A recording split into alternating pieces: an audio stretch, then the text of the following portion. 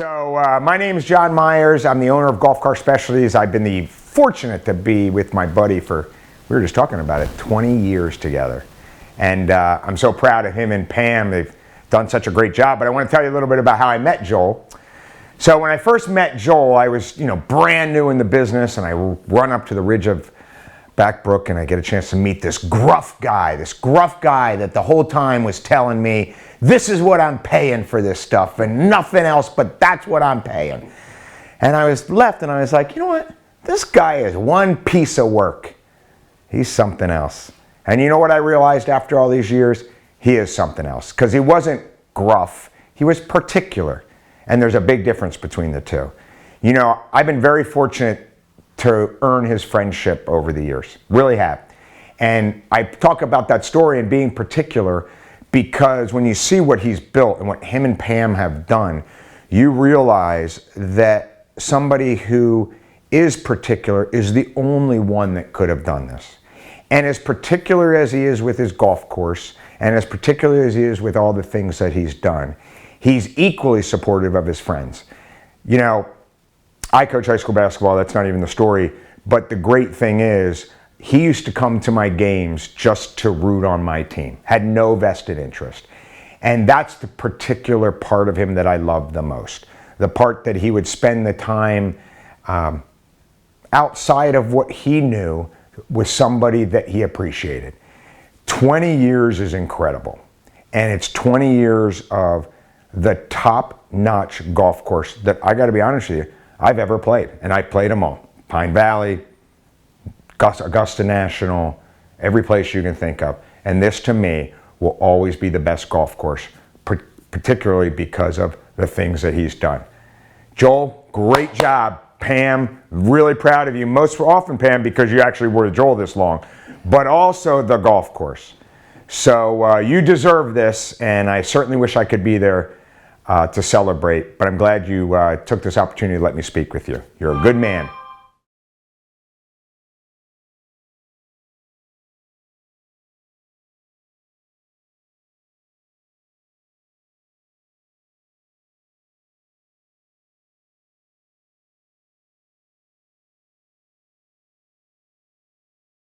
Good evening. My name is Tom Bracken. I am the current president and CEO of the New Jersey State Chamber of Commerce. But in a former life, I was the president and CEO of Sun National Bank, and that's where I first was introduced to Joel and Pam Moore.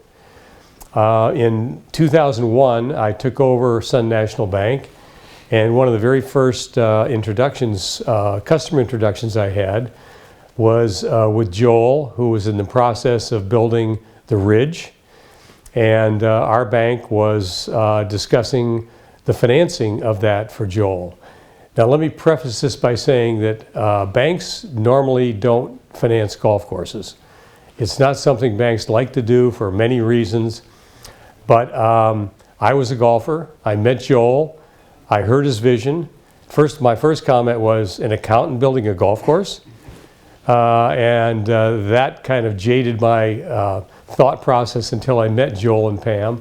And after meeting with them and hearing them, I started to come around to the fact that this could be a very real project.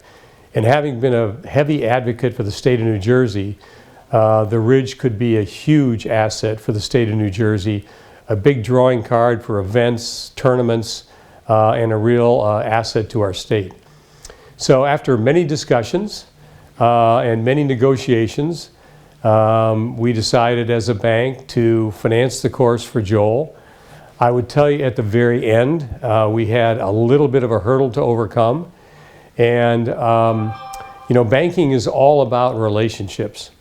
And I had two very good friends, John Clifford and Steve Pineco, who stepped in and helped Joel at the very end and helped me put the package together for the bank from a loan standpoint. And their involvement meant a lot to my decision because I respected both of those gentlemen. They had great integrity. They were financially smart. They knew what they were doing, and they were willing to step up to help Joel.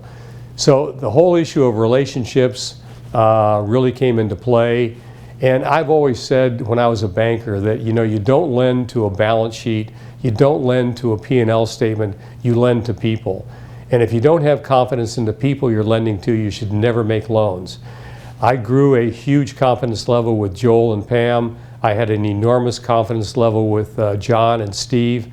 And the combination of all that led us to provide the financing. And as they say, the rest is history. I look around today, in fact, I'm looking out the window right now at the course. What a wonderful golf course, what a wonderful venue. I've played it many times. It's beaten me up many times. It will always beat me up, but it's a great venue. One of the highlights of my life is at my son's engagement party. We had a small outing here that Joel was kind enough to let us put on. And on the second hole, my son, the groom-to-be, got a hole-in-one.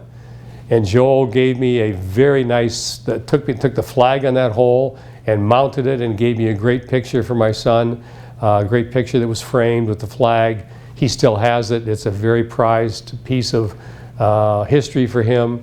So another great experience I've had here. But I do want to say that I was very pleased to be introduced to Joel. I'm very happy to have played a very small role in what has been created here.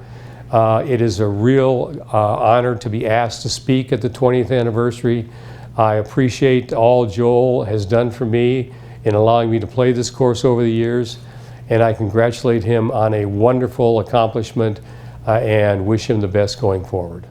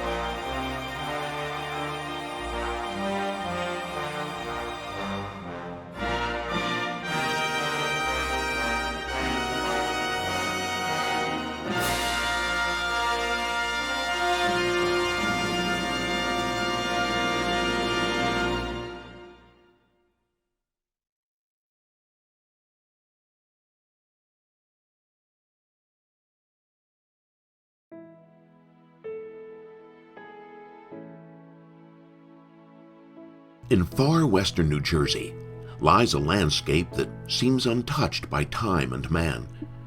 The terrain rises and falls, is thick with forest, and etched by rivers and streams. And it's where Joel Moore built his dream club, the Ridge at Backbrook. If you haven't heard of the Ridge at Backbrook, we'll let you in on the secret.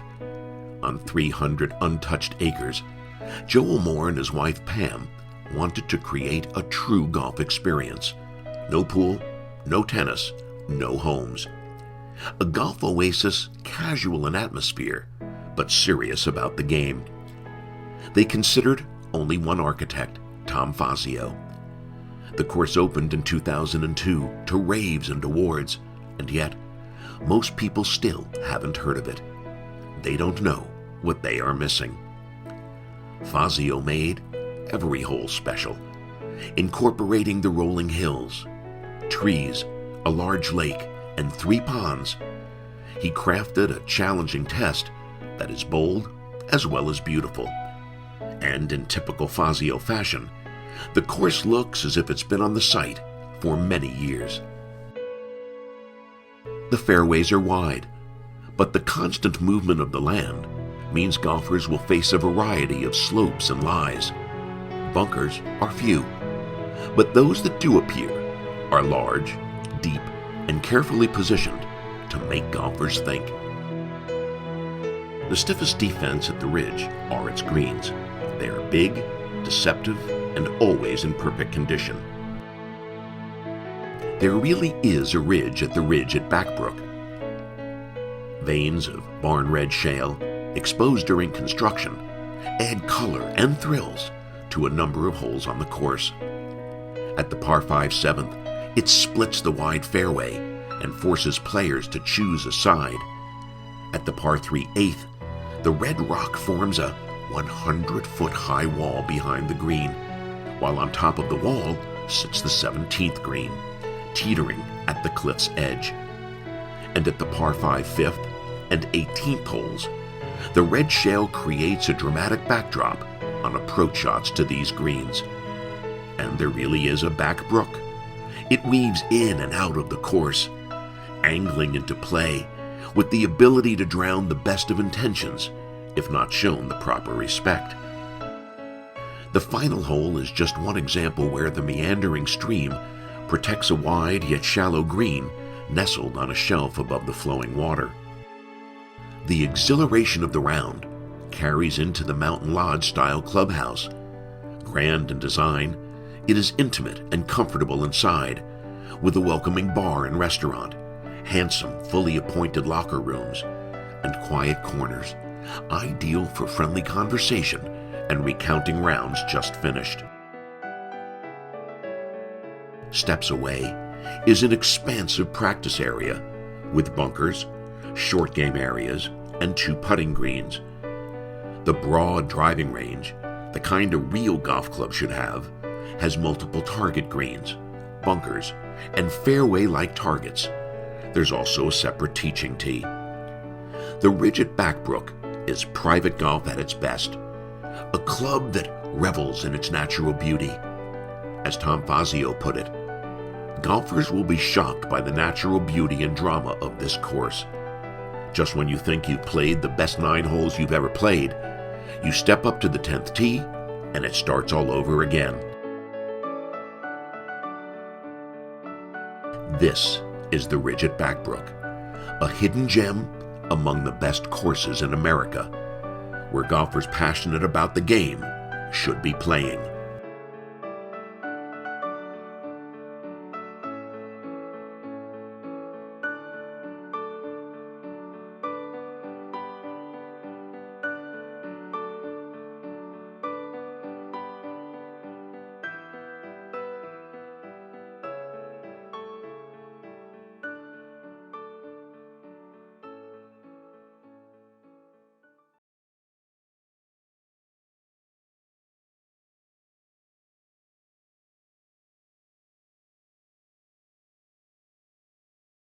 Hey Joel, hey all you good folks at the Ridge at Backbrook. Congratulations on 20 years in the clubhouse. I wish I was there. Unfortunately, I can't make it, but I do want to say hello.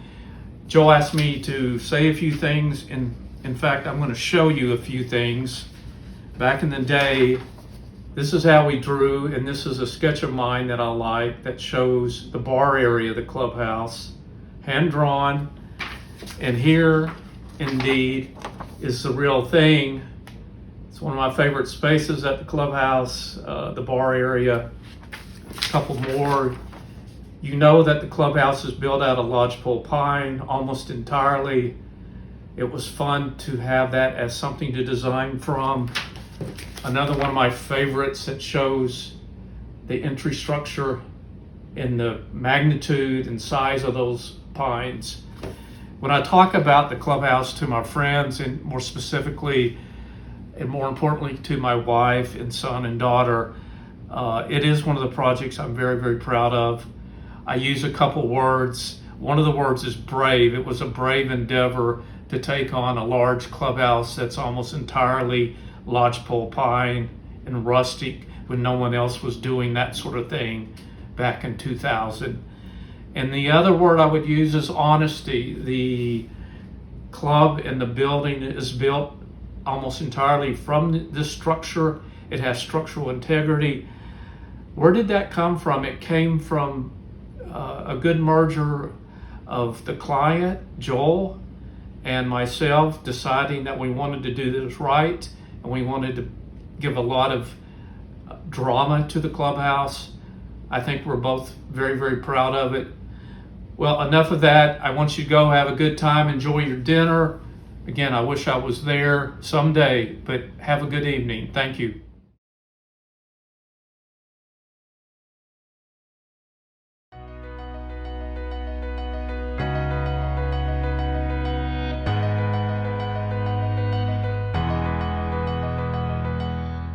Hi, this is Jerry Cavella, publisher of Golf Styles New Jersey magazine. In this edition of our Golf Styles Minute, we take an inside look at the Ridge at Back Brook. This exclusive Tom Fazio designed masterpiece is located in the heart of the Garden State, in the rolling hills of Ringoes, New Jersey. This one-of-a-kind track is for the passionate golfer who is looking to experience one of the world's best courses. Through the commitment of owner Joel Moore, the Ridge works diligently on maintaining PGA-type tournament condition each and every day. Add a world-class practice facility and a spectacular one-of-a-kind clubhouse, and you have a match made in golf heaven. As the Ridge celebrates its 20th year, ownership is extending a special anniversary membership, a wonderful package that perfectly matches the needs of the golf purist. Our recommendation? If you are looking for one of the finest golf experiences in the region, you will want to check out the Ridge at Back Brook. For Golf Styles magazine, this is Jerry Cavella.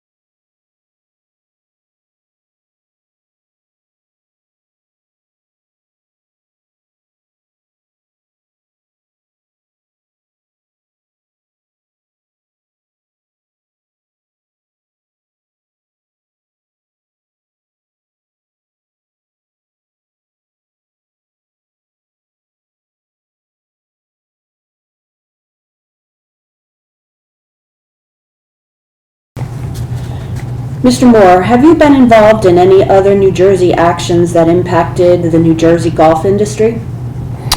In 2006, I represented the New Jersey golf industry regarding a New Jersey sales tax matter.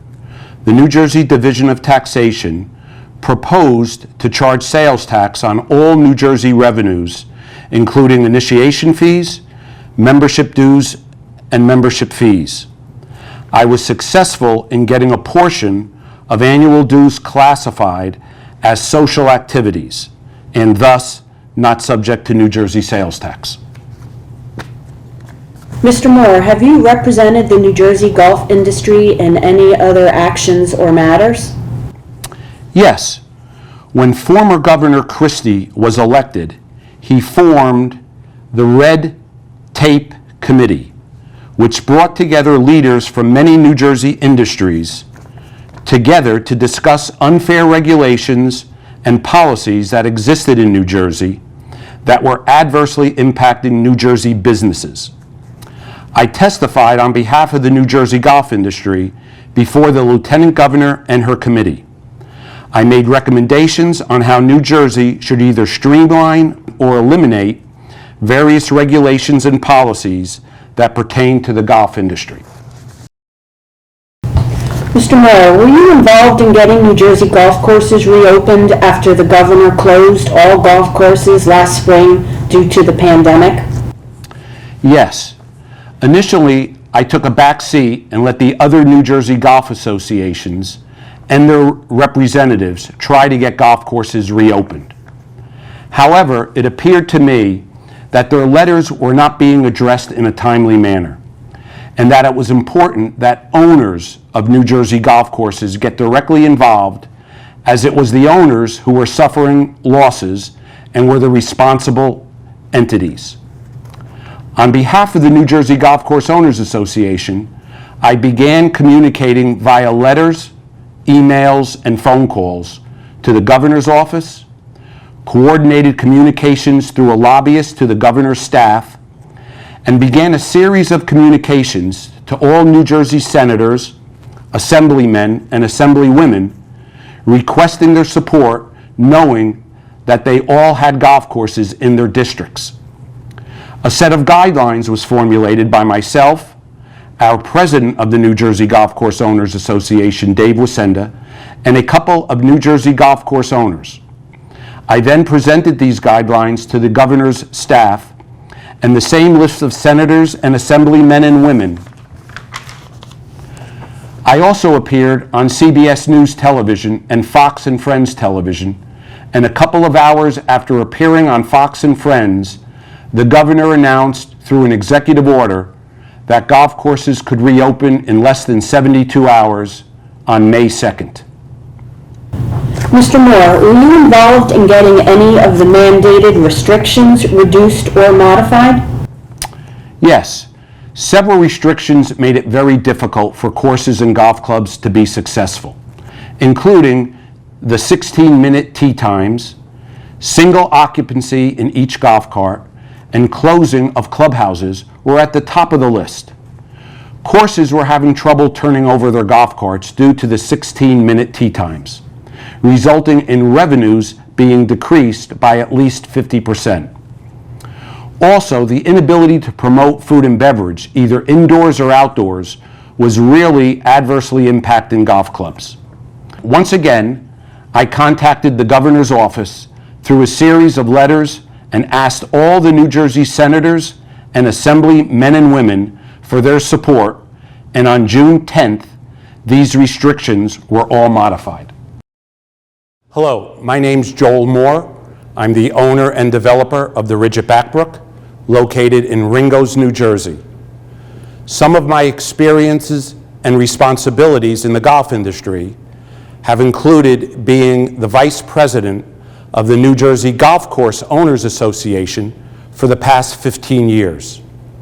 In addition, I assisted in the formation of the New Jersey Golf Pack and have been its president since its inception in 2007. I would like to thank the National Golf Course Owners Association for naming me the recipient of the very prestigious Paul Porter Award. I would also like to thank the National Golf Course Owners Association for their ongoing support of course owners and managers and their regular updates and information from Ronnie Miles as well as others. Thank you.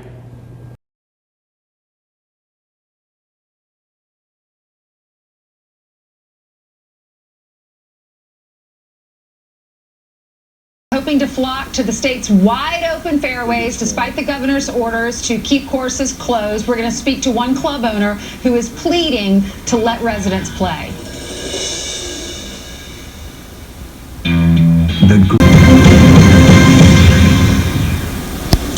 Well, golf courses are shut down in the state of New Jersey, and the golf courses now are pleading with Governor Phil Murphy to let them reopen with proper safety precautions. Joining us right now is Joel Moore, Vice President of the New Jersey Golf Course Owners Association and owner of the Ridge at Back Brook. Good morning to you, Joel. Good morning, Steve. How are you? I'm doing okay. Why won't Governor Murphy allow the golf courses of New Jersey to open? Because they are open in nearby Connecticut and New York and Pennsylvania and Rhode Island, and those are the other states as part of this alliance. Everybody's open except Jersey. That is correct. And no one really knows the reason. We have been sending and communicating with the governor and his office. They have said over the last couple of months that their two most critical concerns are social distancing and congregating. And we, the New Jersey Golf Course Owners Association, led by our president, Dave Wasenda, and myself, strongly believe that the proposed guidelines that we have submitted to the governor clearly satisfy those concerns. Would you like me to go into any of those concerns? Absolutely, Joel, because I'm sure you've written a letter and it's wound up on the desk of the governor, but he is so busy. If you tell the governor right now, I guarantee he will see this video sometime today. Well, I would like to tell the governor that, first of all, our plan for all golf courses in New Jersey would be that when a golfer arrives at a club or a golf course, that they will not have to touch anything but their own equipment and their own personal belongings. We have structured and put together our guidelines based on totally focused and satisfying those two concerns. For instance, if an individual is coming to play golf, there will not be outside staff that will take their golf bag and put it somewhere. They will the individual golfer will have to deal with it themselves. In addition, we are requiring that golfers have a choice. They can either walk and carry their own bag, not utilizing a caddy, or they can take a golf cart, but it's only one person per cart. When you factor those two things in, by itself it promotes social distancing. But in addition, we are going to require other things that will make the playing of golf much safer, such as we will be removing the rakes that are in the bunkers. That'll be a requirement. We'll be removing or covering the ball washers that are on the golf course. The flag itself, the cup, will be modified, so when the ball goes into the cup, yes. It sounds like you have thought of everything. You're doing your best. The great thing about golf is, for me, it relaxes you. It's good for your mind. It's good for your body. As I go and find out where I lost that ball, it's a wonderful sport. I hope the governor is listening. Joel Moore, let's see if they open the courses in Jersey. Thank you, sir. As President Trump is going to meet with New Jersey Governor Phil Murphy at 11 o'clock in the morning. The governor announced yesterday golf courses and state parks will reopen on Saturday. That came just an hour or two after we had a golf course owner right here on Fox and Friends pleading with the governor to reopen them. He decided he would do that 1 hour from right now. Governor